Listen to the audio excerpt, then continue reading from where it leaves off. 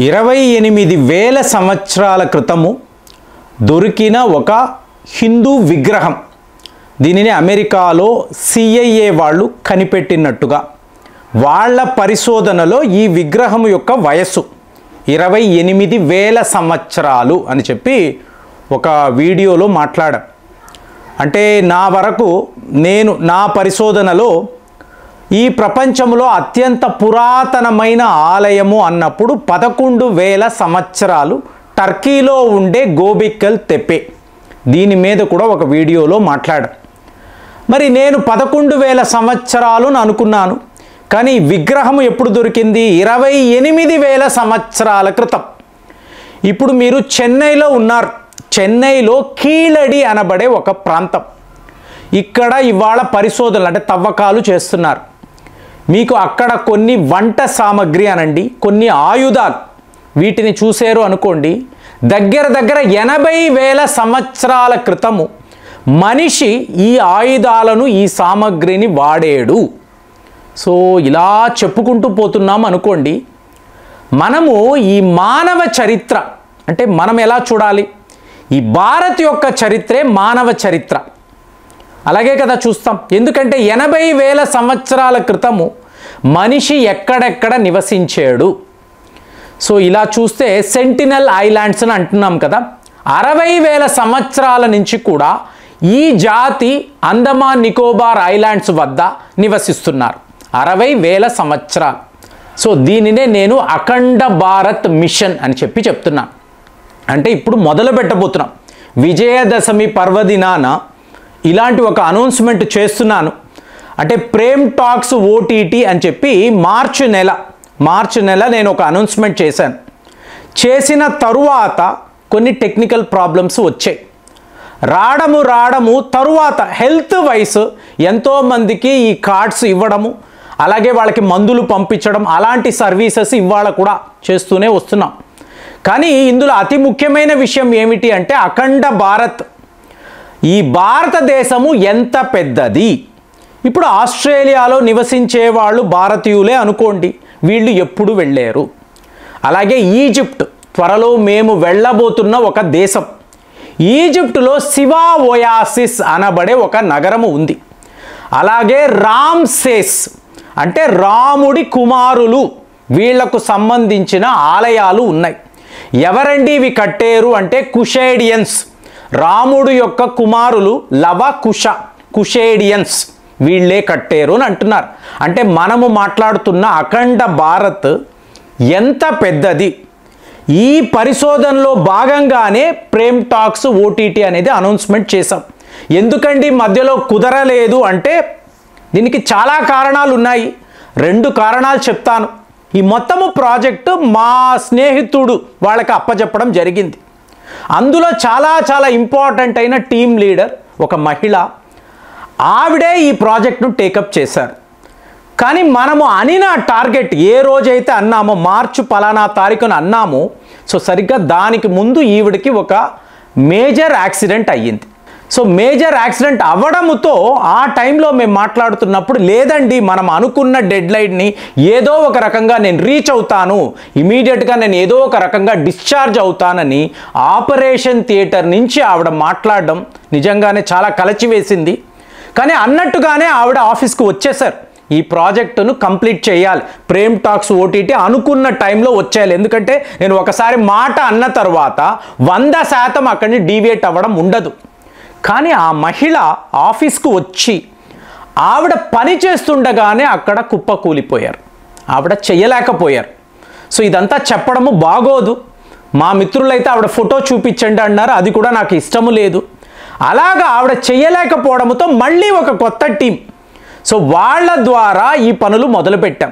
కానీ చూడండి, ఈ గూగుల్ ప్లే స్టోర్ అంటారు కదా, ఎవరైతే సబ్స్క్రైబ్ చేశారో వాళ్ళని వేరే విధంగా ప్రేమ్ టాక్స్ OTTలోకి అంటే విడిగా ఒక యూజర్ ID పాస్వర్డ్ ఇచ్చి వాళ్ళకు ఆ వీడియోస్ చూపించగలిగాం. కానీ ఎవరైతే గూగుల్ ప్లే స్టోర్ నుంచి ఈ డౌన్లోడ్ చేసుకొని చూడాలనుకున్నారో, మీకు గూగుల్ వాళ్ళ వైపు నుంచి ఒక 50 కమ్యూనికేషన్స్ ఉంటాయండి. ఫైనల్గా ఒక్క 10 రోజుల క్రితము పూర్తిగా ఇది క్లియర్ అయిందండి. గ్రీన్ సిగ్నల్ అనేది వచ్చింది. కాబట్టి ఇవాళ ఇప్పుడు మీలో మిత్రులు ఎవరైనా అఖండ భారత్ అనబడే మిషన్లో నాతో పాటు ప్రయాణించాలని అనుకున్నారు అనుకోండి, ఇది నాకు తెలిసి లైఫ్ టైం ఎక్స్పీరియన్స్గా నేను చూస్తున్నాను. ఎప్పుడూ ఎవరు చెయ్యని ఒక పని మొదలు పెట్టామని అనుకుంటున్నాను. సో ఎవరైనా మిత్రులు జాయిన్ అవ్వాలి అంటే నేను ఇక్కడ నా మెయిల్ ఐడి ఇస్తాను. అలాగే ప్రేమ్ టాక్స్ ఓటీటీకి మీరు సబ్స్క్రైబ్ చేయగలిగితే ఈ అఖండ భారత్ ప్రయాణం ఈ వీడియోలు షాకింగ్గా ఉంటాయండి. ఎందుకంటే వరల్డ్ వైడ్ మేము తిరిగి ఎవరు ఎప్పుడూ కూడా ఊహించని, చూడని, తెలియని నిజాలను బయట పెట్టాలి అనేదే ప్రయత్నం. అంటే ఈ యావత్ ప్రపంచంలో మీకు ఈ భారతీయులే నిండిపోయి ఉన్నారు అనేది వాస్తవం అండి. ఒక్క మీరు వినాయకుడిని తీసుకున్నారు అనుకోండి, మీకేమవుతుంది? మెక్సికోలో దగ్గర 3000-4000 సంవత్సరాల క్రితము కూడా మీకు ఈ వినాయకుల ప్రార్థనలు అనేవి ఉన్నాయి. మెక్సికో ఎక్కడ ఉంది? అక్కడ ఈ వినాయకుడు ఏంటి? ఈ వినాయకుడి విగ్రహానికి పూజలు ఏమిటి అంటే వెళ్ళిన వాళ్ళు భారతీయులే కదా. మీరు ఒక థాయిలాండ్ అనండి, ఇండోనేషియా అనండి, ఇండోనేషియాలో ఈ జావా అనబడే ప్రాంతంలో ఒక రైతు పొలాన్ని దున్నుతూ ఉంటే ఇంత పెద్ద వినాయకుడి విగ్రహం బయటపడింది. అలాగే చూడండి ఫ్రెండ్స్, నాకు ఒక షాకింగ్ వార్త. ఇప్పుడు జగ్గి వాసుదేవ్ గారిని అడిగినప్పుడు శివుడి కాలం ఎంతండి అంటే 70,000 సంవత్సరాలు ఆయన చెప్పారు. చాలా కాంట్రవర్సీ అయ్యింది. తరువాత ఇది ఒక 35,000 సంవత్సరాలు అయి ఉండొచ్చు. అంటే సెంటినల్ ఐలాండ్స్లో నివసించే వాళ్ళ తర్వాతే శివుడు పుట్టారా తెలియదు మనకు. కానీ ఇక్కడ చూడండి, కురవాయ్ అనబడే ఒక జాతి అండి ఇండోనేషియాలో.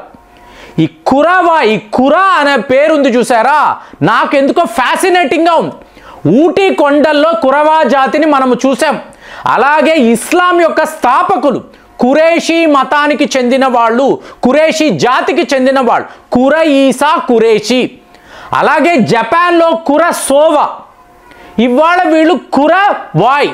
సో ఇలా చూసుకున్నారనుకోండి, ఈ జాతి ఏకంగా 50,000 సంవత్సరాల నుంచి ఇండోనేషియాలో నివసిస్తున్నారని ఇవాళ ఎన్నో వీడియోలు, డేటా. అలాంటప్పుడు వీళ్ళకి పేరు ఎవరు పెట్టారు? కురశివ అని అంటున్నాం. అంటే 50,000 సంవత్సరాల క్రితము శివుడు నివసించాడా? సో ఇలాంటి ప్రశ్నలు అఖండ భారత్ గురించి ఆలోచిస్తే Thailand, Indonesia, Mexico, Australia, America, Egypt 26,000 సంవత్సరాల క్రితము ఒక విగ్రహము అంటే అంతకు ముందే ఈ జాతి ఉంది కదా.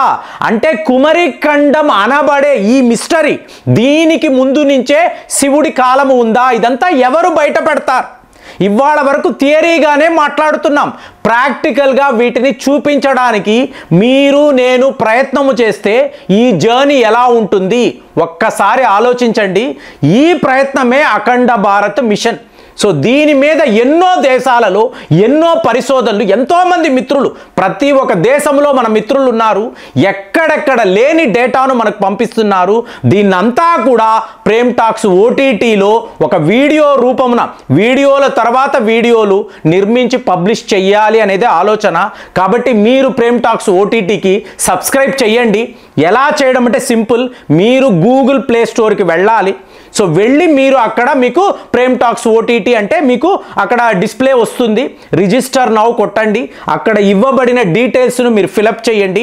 తరువాత పేమెంట్ గేట్వే అని వస్తుంది. ఒక 1,200 రూపాయలు, ఇవాళ కూడా అదే చెప్తున్నాను, నెలకి 100 రూపాయలు మాత్రమే, 12 నెలలకి 1,200 రూపాయలు.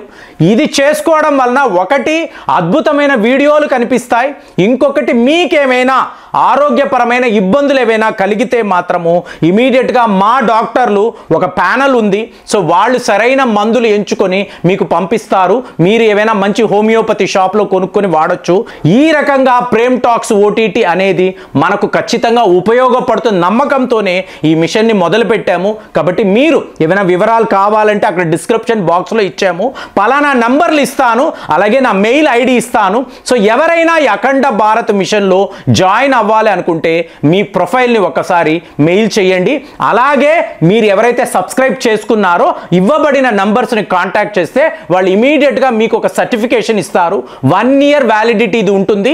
ఇది ఎన్నో రకాలుగా మీకు ఉపయోగపడుతుందని పూర్తిగా నేను నమ్ముతున్నాను. కాబట్టి మీరు ప్రేమ్ టాక్స్ ఓటీటీతో కలిసి ఉంటారు, కలిసి మనం ఈ ప్రయాణం చేయగలమని పూర్తిగా నేను నమ్ముతున్నాను. జై హింద్.